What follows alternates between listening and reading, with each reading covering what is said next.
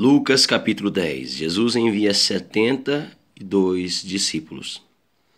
Havendo passado estes acontecimentos, o Senhor nomeou outros 72 e os enviou de dois em dois adiante dele, e todas as cidades e lugares que ele estava prestes a visitar. Nota de rodapé 1. Os melhores e mais antigos manuscritos gregos de Lucas nos informam que Jesus enviou 72 de seus discípulos, uma alusão a Números capítulo 11, versículo 16 a 17, em duplas, Lucas 9, do versículo 1 ao 6, Marcos 6, 7, Atos 13, 2, Atos 15, 27, 39 e 40, Atos 17, 14, Atos 19, 22. Com a missão de proclamar o reino de Deus e fazer novos arautos do Senhor, discípulos.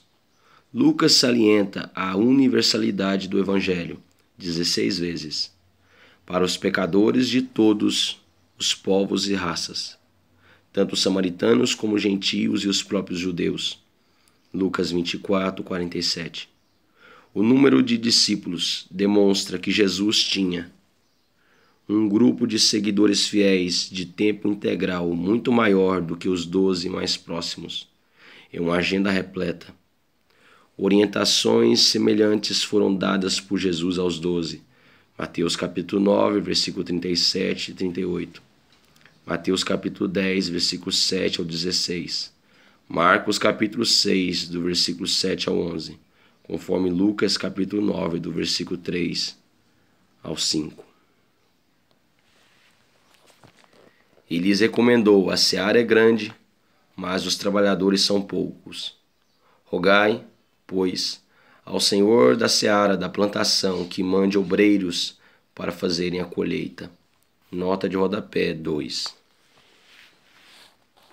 O campo, a seara, é enorme, e grande missão é fazer discípulos de Cristo em todas as nações, pois o dia do juízo se aproxima. Mateus 13, 39, João 4, 35, Apocalipse 14, versículo 15.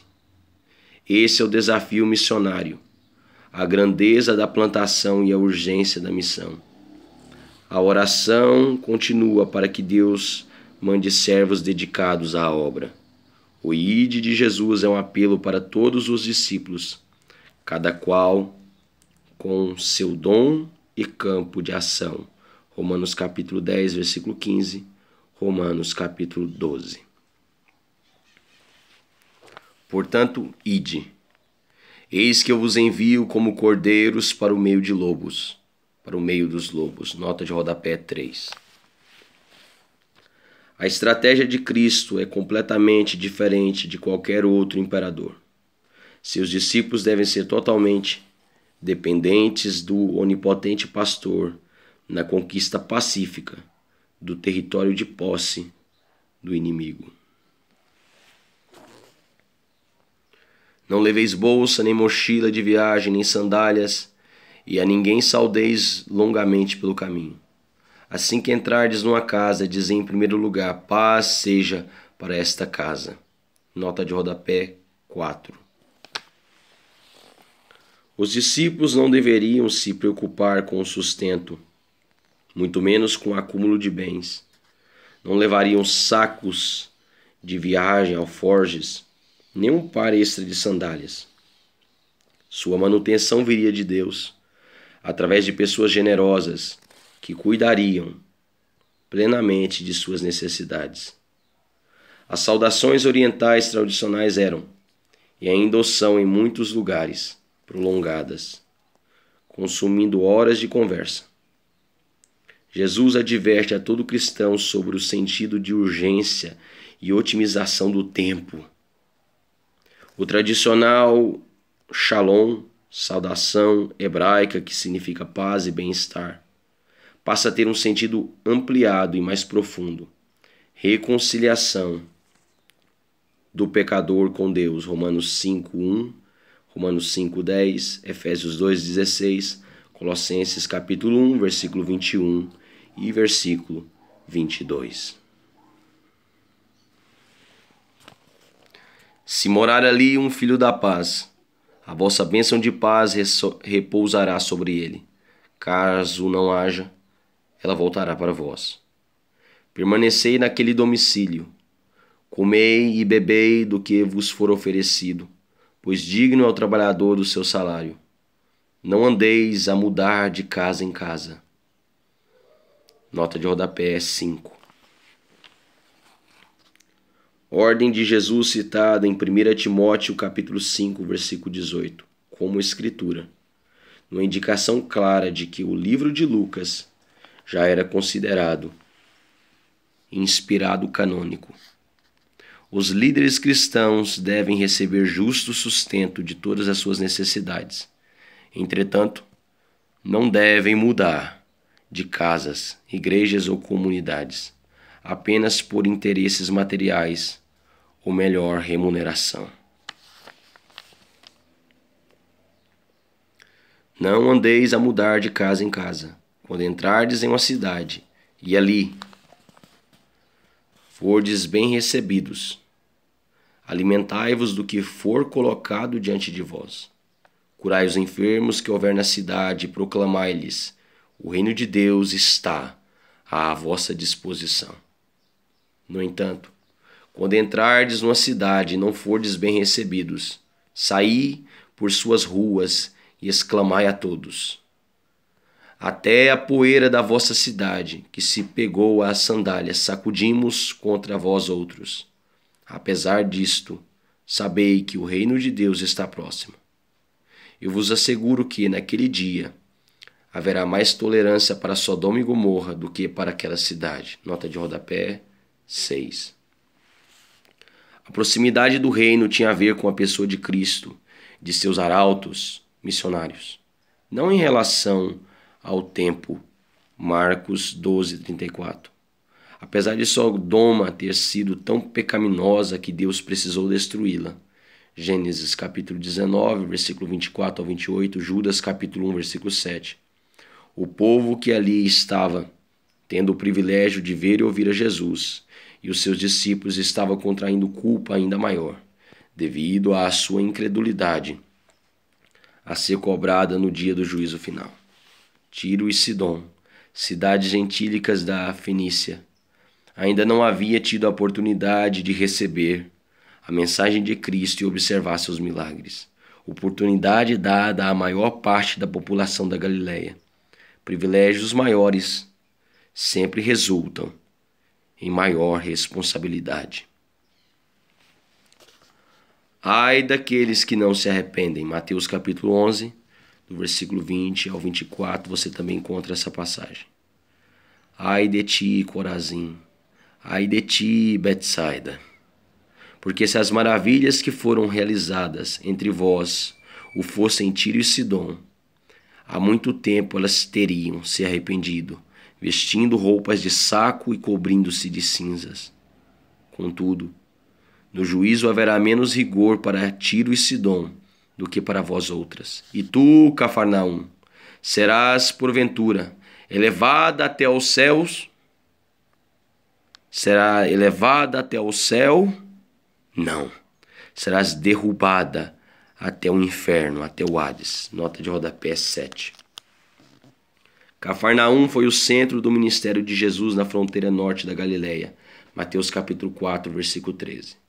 Seus habitantes tiveram todas as chances para verem e ouvirem a Jesus e, a maioria, não se arrependeu. Portanto, maior será a condenação. A palavra inferno vem do grego transliterado Aido ou Hades, que corresponde à expressão hebraica do Antigo Testamento Sheol, o qual significa lugar dos mortos ou sepulcro. Portanto, qualquer pessoa que vos der ouvidos, a mim está dando ouvidos, mas aquele que vos rejeitar, estará rejeitando a mim mesmo. A quem me rejeitar, rejeita aquele que me enviou. Os 72 regressam felizes. Então, os 72 discípulos retornaram muito felizes e relataram: Senhor, até os demônios se submetem ao nosso comando em teu nome. Ao que Jesus lhes revelou: Eu vi Satanás caindo do céu como um relâmpago. Atentai, eu vos tenho dado autoridade para pisar de serpentes e escorpiões, assim como sobre todo o poder do inimigo, e nada nem ninguém vos fará qualquer mal. Contudo, regozijai-vos, não apenas porque os vossos espíritos porque os espíritos malignos, os demônios, obedecem vocês, mas sim porque os vossos nomes estão escritos nos céus. Contudo, regozijai-vos, não apenas porque os espíritos vos obedecem, porque os demônios vos obedecem, mas sim porque os vossos nomes estão escritos nos céus. Nota de rodapé 8. Os discípulos receberam o poder e a autoridade do Espírito de Deus pela palavra de Jesus, para expulsar demônios de todos os tipos e derrotar a Satanás e seus terríveis ataques. Esse momento histórico, contemplado pelo Senhor, verso 18, representou um marco no ministério de Jesus com seus discípulos em relação ao estabelecimento do reino de Deus. Jesus aproveita a euforia dos discípulos para lhes advertir sobre o grande perigo da arrogância, soberba e orgulho, que acomete a todos aqueles que se deixam inebriar pelas glórias do sucesso. Assim se deu a queda de Lúcifer, nome original do diabo em hebraico transliterado Helel, que significa glorioso, luzente, vocábulo que a Vulgata Latina traduziu para a expressão estrela da manhã. Evento este de tremendo impacto no universo e testemunhado por Jesus Cristo no céu. Isaías 14, 12. Jesus previne aos seus discípulos para manterem a humildade e o louvor a Deus por todas suas virtudes e realizações. Caso contrário, correm o risco de terem o mesmo destino do imperador babilônico, rebaixado ao nível do pó, depois de ter sido exaltado como o mais poderoso entre os poderosos reinos da terra. O próprio rei da Babilônia, região onde hoje se localiza o Iraque, foi usado pelos profetas do Senhor como prefiguração da besta, que se reerguerá e comandará a Babilônia dos últimos dias. Apocalipse 13, 4, Apocalipse 17, 3. Segundo a descrição do dirigente de Tiro em Ezequiel capítulo 28.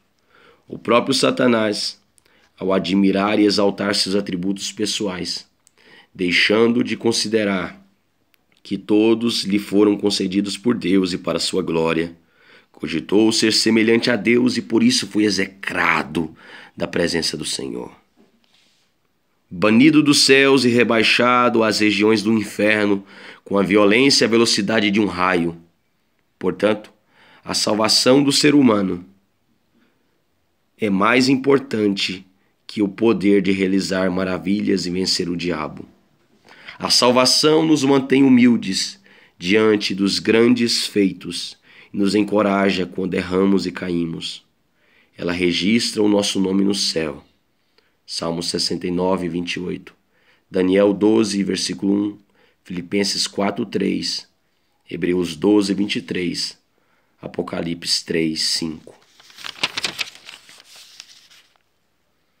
Contudo, regozijai-vos, não apenas porque os espíritos malignos vos obedecem, porque os demônios vos obedecem, mas sim porque os vossos nomes estão escritos nos céus. A grande alegria de Jesus no Espírito. Também encontrar essa passagem em Mateus capítulo 11, versículo 25 ao 27.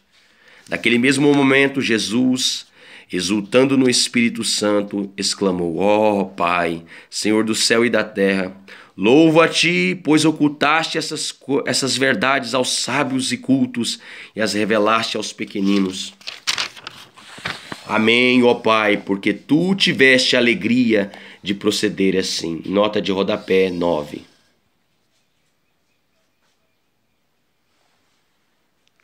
Uma das principais características do Evangelho escrito por Lucas é mencionar a alegria e felicidade por mais de 20 vezes. O cântico e a glorificação de Deus. Lucas 1,64, Lucas 2:13, Lucas 2:28, Lucas 5:25, Lucas 7:16, Lucas 13:13, Lucas 17:15, Lucas 19:37, Lucas 24:53. Nossa maior alegria não deve estar nas coisas nem nas pessoas, mas no fato de termos sido eleitos para a salvação pelo amor onisciente de Deus, condição privilegiada que jamais será anulada. Efésios capítulo 1, versículo 4. A qual devemos honrar. Jesus demonstra seu grande júbilo, em grego, agaliao, que significa exultação, demonstração pública de gozo profundo. O motivo de tamanho contentamento de Jesus foi testemunhar a revelação da justiça e bondade de Deus para com os humildes, em detrimento dos arrogantes e soberbos. A alegria da redenção. Lucas 1, 14, 47, Atos 2, 26, 1 Pedro 4, 13, da qual o Espírito Santo é o agente do gozo espiritual, Gálatas 5, 22 e Filipenses 4, 4.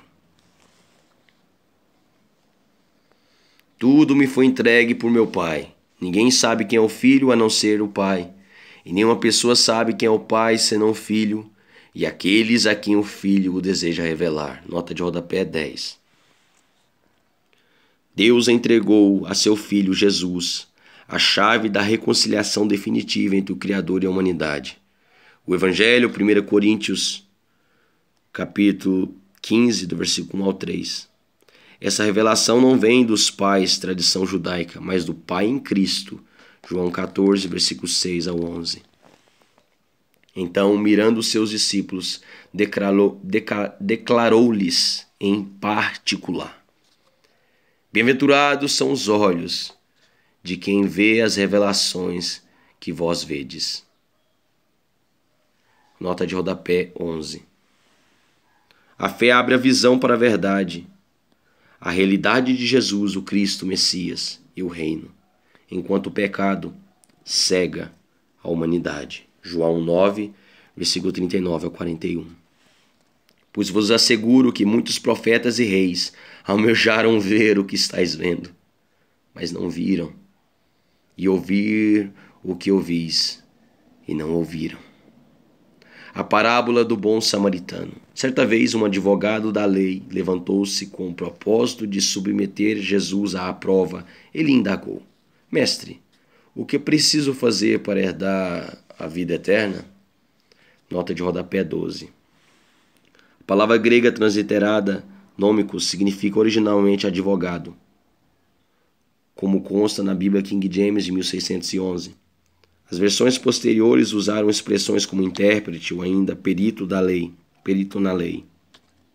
Tratava-se de um teólogo judeu, autoridade na lei, a Torá de Deus. Lucas 11, 45, e que nesta passagem procura submeter Jesus à prova. Mateus 4, 7, Tiago 1, 3. Mas é provado pelo Senhor através de seus próprios argumentos legalistas. Ao que Jesus lhe propôs: O que está escrito na lei? Como tu a interpretas? E ele replicou: Amarás o Senhor teu Deus de todo o teu coração, de toda a tua alma, de todas as tuas forças e com a tua capacidade intelectual, e amarás o teu próximo como a ti mesmo. Então Jesus lhe afirmou: Respondeste corretamente, faze isto e viverás. Nota de rodapé 13. Em outra situação, Jesus agrupa os mandamentos formando um só. Mateus 24, versículo 35 a 40. Marcos 12, versículo 28 ao 32. Com base em Deuteronômio capítulo 6, versículo 5, Levíticos 19, 18. Se considerarmos que o maior tem 4 aspectos: coração, alma, forças e entendimento, ou a inteligência, como aqui em Marcos 12, 30, ou apenas 3 em Deuteronômio 6, 5, Mateus 22, 37, Marcos 12, 33. O princípio maior a ser observado é a ampla e irrestrita dedicação do nosso ser a Deus. Esses 2 mandamentos resumem toda a lei, Romanos capítulo 13, versículo 9. Como, após a queda, Gênesis 3, Tornou-se impossível ao ser humano, cujo pecado habita no coração, atingir esse padrão. Cristo fez por nós a dupla lei do amor. 1 João, capítulo 4, do versículo 7 ao 19. Respondeste corretamente, faze isto e viverás. Ele, no entanto, insistindo em justificar-se, questionou a Jesus: mas quem é o meu próximo? Nota de rodapé 14. O advogado busca demonstrar o valor de sua questão. No entanto, oferece ainda mais elementos para que Jesus destrua os argumentos da lei e revele a verdade da graça. A autojustificação, ambicionada pelos mais rigorosos fariseus, Lucas capítulo 18, do versículo 9 ao 14, Filipenses 3, 6, é negada na parábola do samaritano. A justiça do sacerdote, que representa a suprema autoridade religiosa, e a do levita, que trabalha em parceria no templo a serviço a Deus, ainda que zelosos no cumprimento da lei, omitem o verdadeiro amor a Deus, Lucas 11, 42, e passam de largo pelo outro lado da estrada para evitar um contato frontal com aquele ser humano semelhante e próximo, mortalmente ferido. Diante do que Jesus lhe respondeu assim: certo homem descia de Jerusalém para Jericó, quando veio a cair nas mãos de 2 assaltantes, os quais, depois de lhe roubarem tudo e o espancarem, fugiram, abandonando-o quase morto. Coincidentemente, descia um sacerdote pela mesma estrada. Assim que viu o homem, passou pelo outro lado. Do mesmo modo, agiu um levita. Quando chegou ao lugar, observando aquele homem, passou de largo. Mas um samaritano, estando de viagem, chegou onde se encontrava o homem e, assim que o viu, teve misericórdia dele. Nota de rodapé 15. Jesus usa de certa ironia ao eleger como benfeitor da história um samaritano, considerado pelos judeus da época como o mais asqueroso dos hereges, excluído do direito de ser próximo do judeu, um pecador tanto em relação à doutrina como à prática da religião. João capítulo 4, versículo 20. Mesmo assim, era capaz de compadecer-se e ter misericórdia de um inimigo necessitado, sacrificando-se e pagando alto preço para salvá-lo. 2 denários de prata correspondiam a 2 dias de trabalho e eram suficientes para custear cerca de 2 meses numa hospedaria, uma ilustração clara da obra de Cristo por nós. Romanos capítulo 5, versículo 8. Então aproximou-se, enfaixou-lhe as feridas, derramando nelas vinho e óleo. Em seguida colocou-o sobre seu próprio animal, levou-o para uma hospedaria e cuidou dele. No dia seguinte, deu 2 denários ao hospedeiro e lhe recomendou: cuida deste homem, e, se alguma despesa tiver a mais, eu reembolsarei a ti quando voltar. Qual desses 3 te parece ter sido o próximo do homem que caiu nas mãos dos assaltantes? Declarou-lhe o advogado da lei, o que teve misericórdia para com ele. Ao que Jesus lhe exortou: vai e procede tu de maneira semelhante. A adoração de Marta e Maria. Caminhando Jesus e os seus discípulos chegaram a um povoado onde certa mulher chamada Marta o recebeu em sua casa. Nota de rodapé 16. Maria e Marta eram irmãs de Lázaro. João capítulo 11, João capítulo 12, versículo 1 ao 3. Grandes amigos de Jesus. Viviam em Betânia, um povoado que ficava a uma distância de 4 quilômetros de Jerusalém.